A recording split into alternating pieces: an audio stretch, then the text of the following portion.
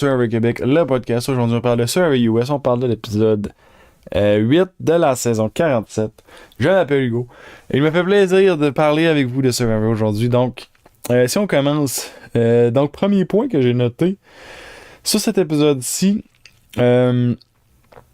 Saul, il dit qu'il est un joueur qui se montre qu'il est goofy devant les autres, puis qu'il est un joueur qui comprend pas trop qu'est-ce qui se passe. Puis j'aime beaucoup cette stratégie-là. Ça, on se rappelle, me semble que Nico de Survivor Québec, c'était aussi une stratégie de ce style-là. Me semble qu'il avait dit qu'il voulait prendre. Je pense que j'ai écouté un podcast récemment, justement, où il parlait de ça, puis tu sais, il disait que ça faisait super longtemps, il disait qu'il se faisait passer pour le gars qui danse, mais tu sais, ça faisait super longtemps qu'il avait dansé en vrai, mais c'était juste pour pas avoir, tu sais, il voulait choisir un peu qu'est-ce que les gens allaient penser de lui, fait que c'était comme ça qu'il pouvait comme réduire son niveau de threat level, dans le fond, je sais pas comment, son niveau de dangerosité. Puis Saul qui dit dans le fond qu'il fait un jeu similaire, donc c'est ça, un jeu qui dit qu'il veut avoir l'air un peu pas trop comprendre, d'être un peu niaiseux, puis que le monde il le sous-estime, puis que justement il puisse aller plus loin. Puis j'aime ça, puis il y a plein de petites choses que Saul il fait justement en choisissant, admettons, de mettre sa confiance dans Rachel. Dans cet épisode-ci aussi, qu'il défend Rachel, il dit je viens pas de la sauver pour qu'elle s'en aille aussi vite, un truc dans le genre. Fait que non, sérieusement, Saul, par contre, j'ai l'impression que l'edit le fait pas autant briller peut-être que ce qu'il fait vraiment. Je sais pas à quel point il en fait non plus. Peut-être qu'il y en a qui en font plus que lui, mais ça reste que j'aime entendre ça parce que ça veut dire qu'il y a un plan en tête, un plan à long terme. Puis je pense que c'est un plan qui a de l'allure, qui a du bon sens. Ensuite de ça, on a Sam qui parle avec Rachel. Sam, donc, il vient de... il vient pas de trahir Andy, mais ça a été fait déjà.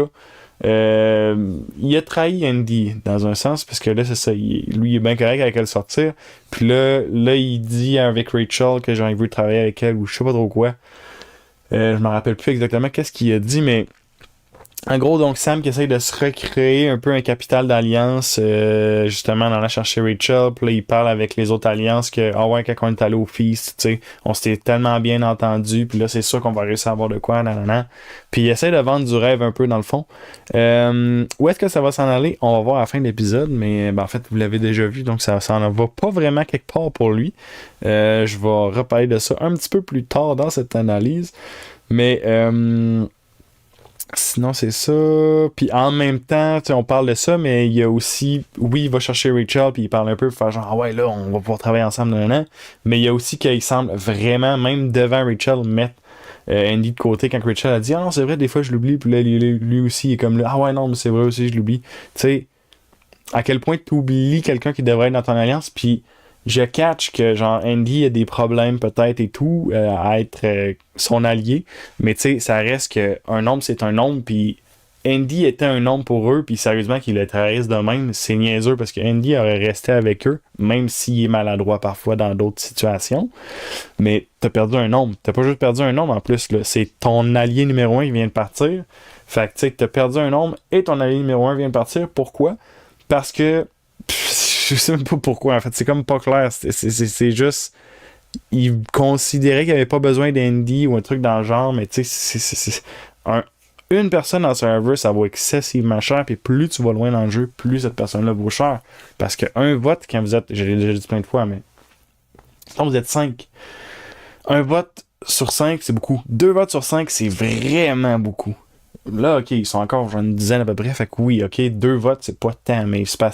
Justement, si tu vois à long terme comme Saul, j'ai l'impression que Saul il a bien catché que justement c'est des choses comme ça. Fait que d'après moi, Saul, j'ai l'impression que en allant plus loin, surtout que là, Sam va prendre quand même une moyenne de barque, là, parce qu'on va en parler tantôt, mais justement avec son allié qui vient de partir puis les votes qu'il a reçus, Sam va falloir qu'il se repositionne, puis ça sera peut-être pas évident.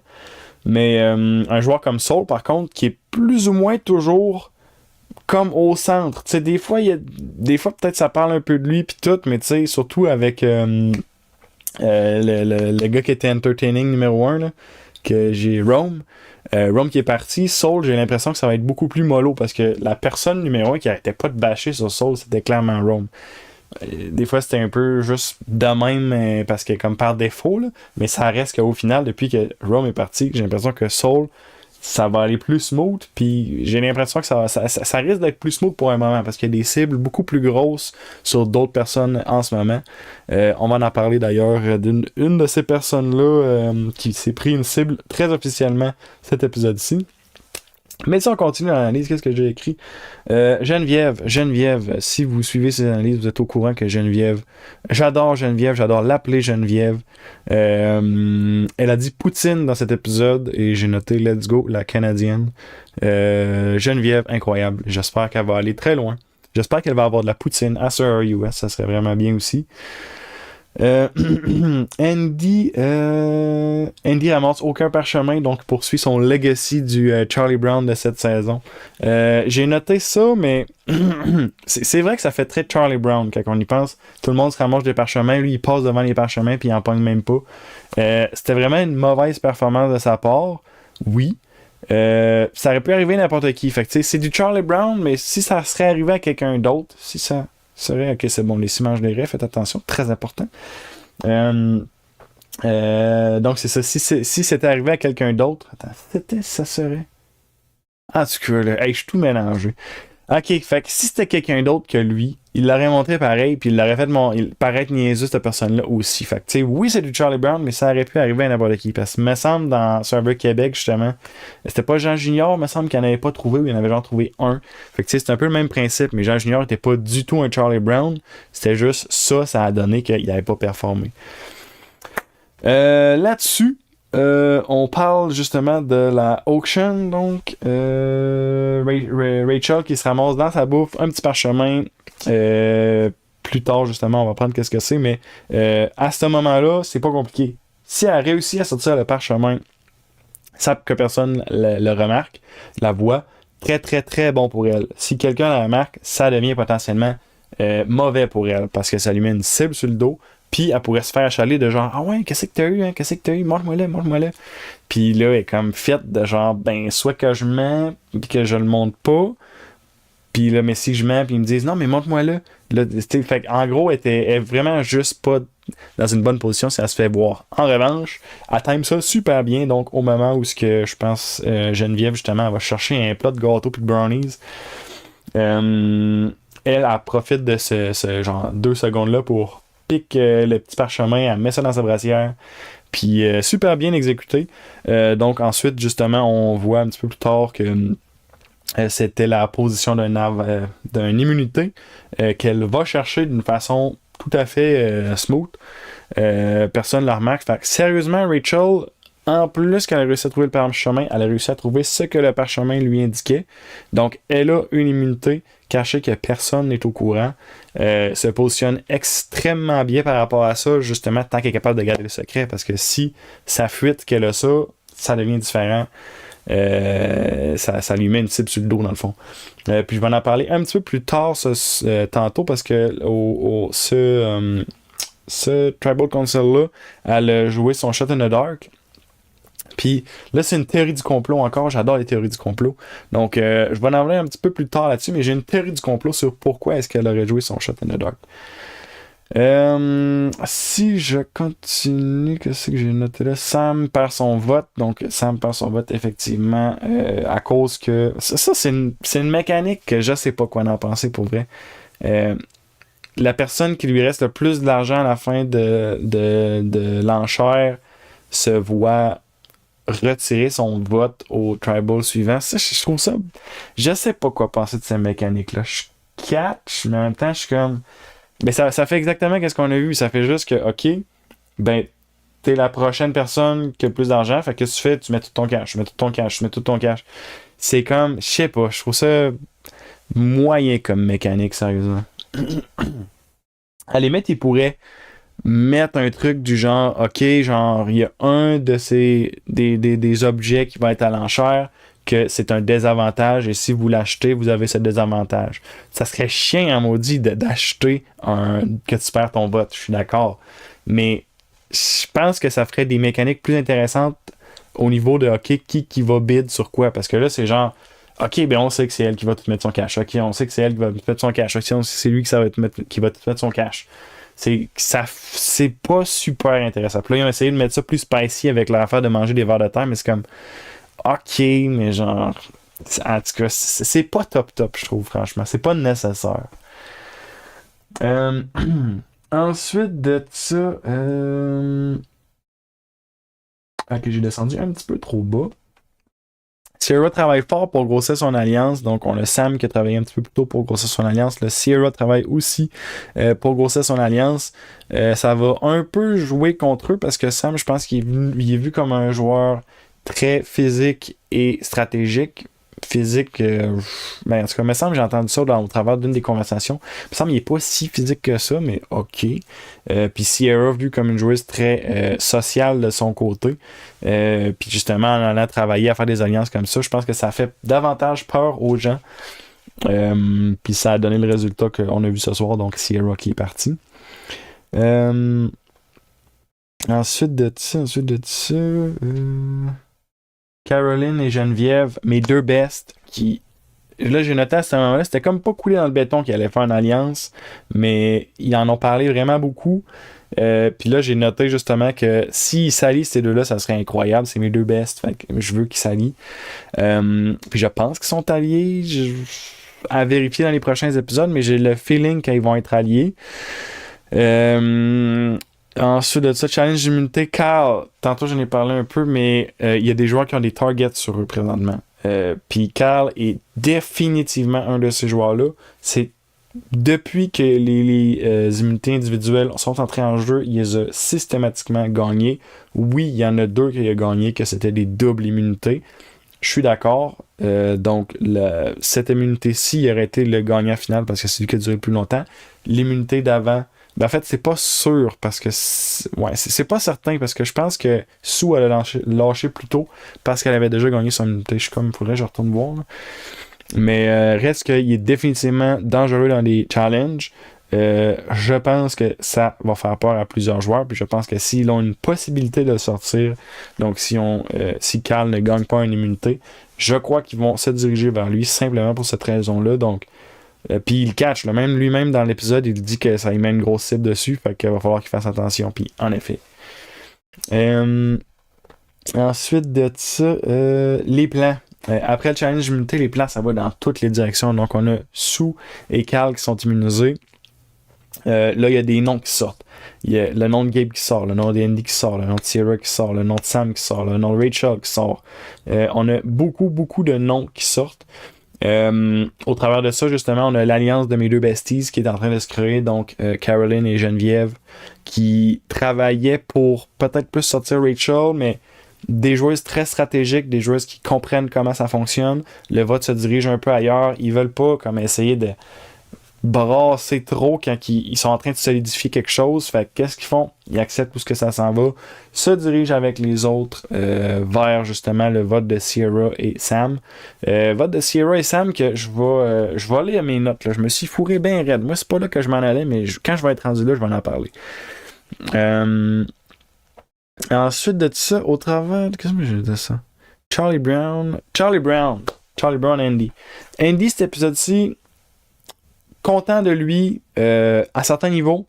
À d'autres niveaux, moins. Où est-ce que je suis content de lui? Il a bien joué le jeu de faire semblant d'être en alliance avec Sierra et Sam alors qu'il est plus capable de les sentir. Je pense pas que c'est si pire que ça, mais genre au niveau stratégique, il ne veut plus rien faire avec eux autres. À ce niveau-là, j'ai trouvé ça vraiment bien. C'est une bonne stratégie. Il s'est mis pas à dos, il fait genre OK, non, c'est bon, je suis avec vous autres, nan. Puis il fait comme si, dans le fond, il fait semblant. Puis c'est très bien comme ça. Où est-ce que j'ai moins aimé ça, c'est que la façon qu'il a fait ça, c'est un peu en mettant tout le monde contre eux, mais en allant de son côté, j'ai trouvé pas vraiment aller chercher une alliance solide. J'ai l'impression qu'Andy, il a eu ce vote-ci, c'est très bien positionné, mais j'ai pas l'impression qu'il s'est très bien positionné dans une alliance. Il s'est juste très bien positionné dans un vote.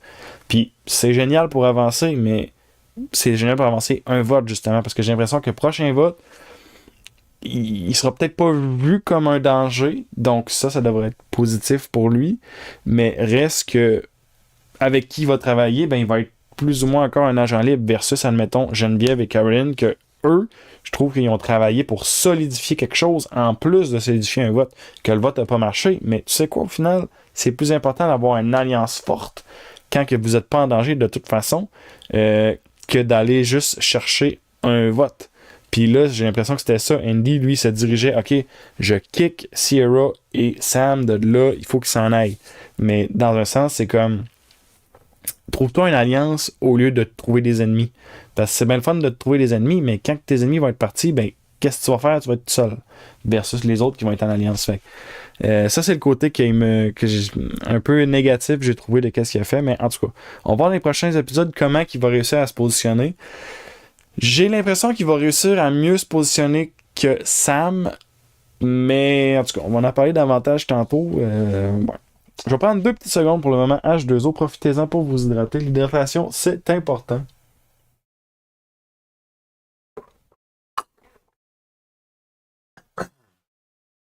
Incroyable. Où c'est que j'étais rendu avec tout ça? Les plans dans toutes les directions, j'en ai parlé. Je suis rendu plus bas. Au travers de ça, Charlie Brown. Ouais, tout le monde est pas mal content justement que Andy amène ces noms-là. Mais je pense que tout le monde avait déjà dans leur plan de toute façon de faire un move du genre. Geneviève Caroline, ça c'est l'alliance d'enfer que j'ai parlé. Les plus grandes possibilités sont Sierra, blablabla. Ok, bon. Là où ce que je me suis fourré bord en bord. Moi, ce que j'ai noté, c'est que cet épisode-ci, je croyais que les plus grandes possibilités de vote se dirigeraient vers Hey! JMP Mayo, bonjour JMP Ayo, coucou. C'est Jean-Mich qui a déjà été sur la chaîne.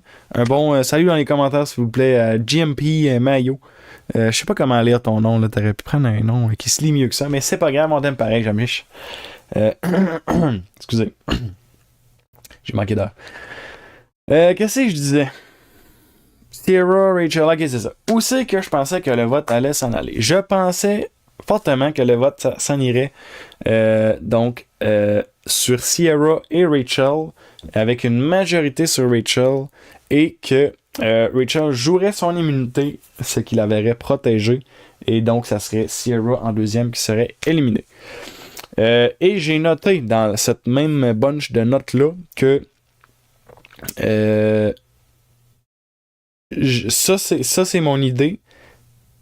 Puis, d'après moi, je vais me fourrer complètement parce que c'est tant mon habitude d'avoir une idée et puis que c'est complètement ailleurs que ça s'en va. Fait que, donc c'est ça. J'ai noté à quel point mon pronostic va être off, point d'interrogation. Je me doutais que je ne serais pas sur la track, mais en tout cas, c'était la track que je choisissais. Donc, comment ça se passe? À quel point je suis off? Rachel joue son Shot in the Dark. Que j'avais pas prévu, mais je pense que c'était pas. Je pense que ça a été de même, ça n'a même pas été discuté. Les autres n'en ont pas parlé. Je pense que c'est la seule fois qu'on a parlé de Shot in the Dark dans l'épisode, c'est quand elle l'a joué. Donc ça, c'était déjà assez surprenant, je m'attendais pas à ça. Donc déjà, je prends une shot que j'avais pas prévue. Ensuite de ça, elle joue pas son immunité. Ensuite de ça, les votes sont même pas envoyés sur elle et Sierra comme je pensais, sont plutôt envoyés sur Sam et Sierra. Donc, je me donne la note de à mon je sais plus parler.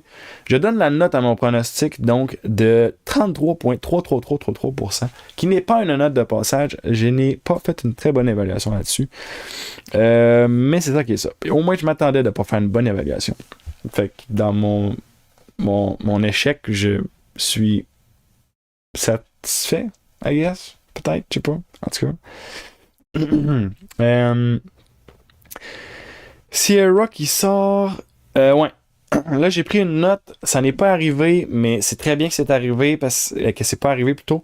C'était très dangereux par rapport à Andy quand Sierra s'en va. Andy, quand je me souviens plus qui était parti, une fille qui était contre lui au début, elle s'en va.